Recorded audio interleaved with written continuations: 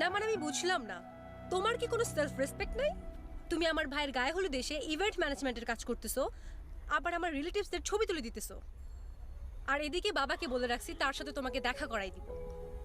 এখন সেই যদি এই অবস্থায় তোমাকে দেখে কি হবে একবার ভাবছো? কি হবে?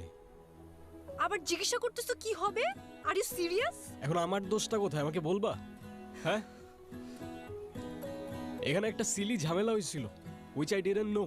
আমার কিছু করার ছিল না, বান্টি আমাকে বারবার কল দিয়ে জ্বালায় মারতেছিল। ইভেন আমি ওকে বলেও রাখছিলাম যেন আমাকে কল না করে, আমার যেন এখানে আসতে না হয়। বাট টিমটা তো আমার, কোনো প্রবলেম হইলে আমাকেই তো দেখতে হবে, রাইট?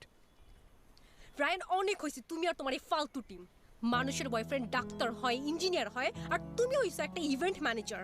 আজ যাইরা বাবা যদি জানতে পারে তুমি একটা ইভেন্ট ম্যানেজমেন্টে কাজ করো, কোনোদিন তোমার সাথে আমাকে বিয়ে দিবে না। এখন আমি তো এইটাই করি, it is what it is. কি করবো আমি এটার ব্যাপারে? তোমার কিচ্ছু